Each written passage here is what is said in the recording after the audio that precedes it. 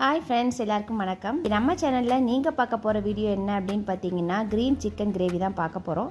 இது ரொம்ப ரொம்ப டேஸ்ட்டாக இருக்கும். சப்பாத்தி, தோசை, சாப்பாடு இது எல்லாத்துக்குமே சைட் டிஷ்ஷாக சூப்பராக இருக்கும். இது வந்து கிரேவியாகவும் வச்சுக்கலாம், நீங்கள் ட்ரை ரோஸ்ட்டாகவும் வச்சுக்கலாம். இப்போ இது எப்படி பண்ணுறது அப்படிங்கிறத பார்க்கலாம் வாங்க. அதுக்கு ஃபஸ்ட்டு பார்த்தீங்க அப்படின்னா, ஒரு கைப்பிடி அளவு கொத்தமல்லி தழை, ஒரு கைப்பிடி அளவு புதினா தழை, இது ரெண்டையும் நல்லா வாஷ் பண்ணிவிட்டு நம்ம மிக்ஸி ஜாரில் சேர்த்துக்கலாம். இந்த சிக்கனோட டேஸ்ட் பார்த்தீங்க அப்படின்னா ஹோட்டலில் செய்கிற மாதிரி சூப்பரான டேஸ்ட்டாக இருக்கும். இதுக்கு வந்து வெங்காயம் வதக்கி அரைக்கணும் அப்படிங்கிறதுல எதுவுமே இல்லை, சீக்கிரமாகவும் செஞ்சு முடிச்சிடலாம். மிக்ஸி ஜாரில் புதினா கொத்தமல்லி சேர்த்ததுக்கப்புறமா கருவேப்பிலை தலையை கொஞ்சம் சேர்த்துக்கோங்க. கூடவே காரத்துக்கு தேவையான அளவு பச்சை மிளகா, அதுக்கடுத்து பார்த்தீங்க அப்படின்னா முந்திரியும் சேர்த்துக்கோங்க. இதெல்லாம் சேர்த்ததுக்கப்புறம் இந்த மாதிரி நைஸாக அரைச்சி எடுத்துக்கலாம். இப்போ 1/2 kg அளவு சிக்கனுக்கு தான் நான் சொன்ன மெஷர்மெண்ட் எல்லாமே. இப்போ இந்த சிக்கனை மஞ்சத்தூள் உப்பு போட்டு நல்லா கழுவி எடுத்துட்டு அது கூடவே இப்போ நம்ம அரைச்சதையும் சேர்த்துடலாம். தண்ணி கொஞ்சம் கூட இல்லாமல் வடிகட்டிட்டு அதுக்கப்புறமா அரைச்சதை ஊற்றிக்கோங்க. முக்கியமாக இந்த சிக்கன் கிரேவி டேஸ்ட் வர்றதுக்கு என்ன காரணம் அப்படின்னு பார்த்தீங்கன்னா, இந்த சிக்கனை வந்து இந்த நம்ம அரைச்ச மசாலாவில் ஊற வைக்கிறது தான். இப்போ இந்த அரைச்ச பேஸ்ட்டு கூட 2 டேபிள் ஸ்பூன் அளவுக்கு தயிர் ஊற்றிக்கோங்க. கூடவே தேவையான அளவு உப்பும் போட்டுட்டு நல்லா கலந்து விட்டுட்டு ஒரு 2 மணி நேரம் ஊற வைக்கலாம். மேக்ஸிமம் 2 மணி நேரம், குறைஞ்சது பார்த்தீங்க அப்படின்னா 1 மணி நேரமாவது ஊற வைக்கணும்.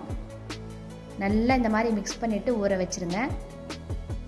இது நல்லா ஊறிச்சு அப்படின்னா தான் சிக்கனில் வந்து இந்த மசாலாலாம் இறங்கி டேஸ்ட் வந்து நம்மளுக்கு அல்டிமேட்டாக கிடைக்கும்.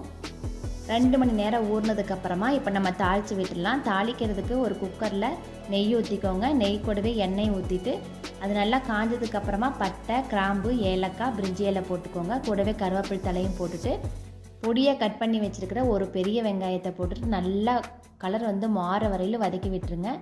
பாருங்கள், சிக்கனும் இந்த மாதிரி நல்லா ஊறிடுச்சு. இந்த வெங்காயம் வதங்கினதுக்கப்புறமா இந்த சிக்கனை சேர்த்துக்கலாம். இதுக்கு தக்காளிலாம் அவசியம் கிடையாது. வெங்காயம் வதங்கிடுச்சு, அது கூடவே நம்ம இஞ்சி பூண்டு பேஸ்ட்டும் சேர்த்தாச்சு. அது பச்சை வாசம் போனதுக்கப்புறமா இப்போ நம்ம கலக்கி வச்சுருக்கிற இந்த சிக்கனை போட்டுக்கலாம். நான் இன்றைக்கி பார்த்தீங்க அப்படின்னா சப்பாத்திக்கு தொட்டுக்கிற மாதிரி கொஞ்சம் கிரேவியாக தான் வைக்க போகிறேன்.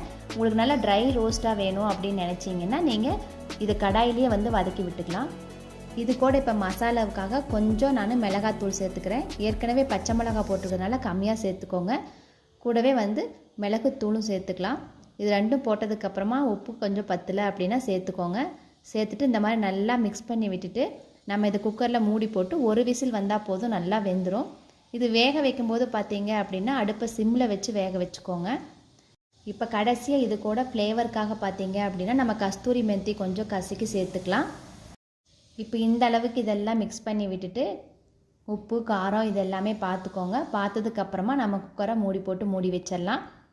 இது பிராய்லர் சிக்கன் அப்படிங்கிறதுனால சீக்கிரமாக வெந்துடும். அதனால் நீங்கள் ஒரு விசில் விட்டால் மட்டும் போதும். அதிக விட்டீங்க அப்படின்னா கறிகள்லாம் கரைஞ்சி போயிடும்.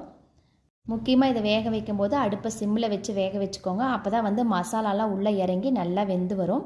பாருங்கள், குயிக்காக சீக்கிரமாக வந்து நம்ம ஒரு க்ரீன் சிக்கன் கிரேவி செஞ்சு முடிச்சிட்டோம். ரொம்ப ரொம்ப டேஸ்ட்டாக இருந்துச்சு. கண்டிப்பாக இதை நீங்கள் ட்ரை பண்ணி பாருங்கள். இது சாப்பாடு, சப்பாத்தி, தோசை இது எல்லாத்துக்குமே சைட் டிஷ்ஷாக சூப்பரான டேஸ்ட்டாக இருக்கும். அதே மாதிரி கீ ரைஸுக்கும் சூப்பராக இருக்கும். இதே மாதிரி நீங்களும் உங்கள் வீட்டில் செஞ்சு பார்த்துட்டு எப்படி இருந்துச்சு அப்படின்னு நம்மளுக்கு கமெண்ட் பண்ணுங்கள். உங்களுக்கு பிடிச்சவங்களுக்கு நம்ம சேனலை ஷேர் பண்ணுங்கள். உங்களை அடுத்த வீடியோவில் சந்திக்கிறேன். தேங்க்யூ.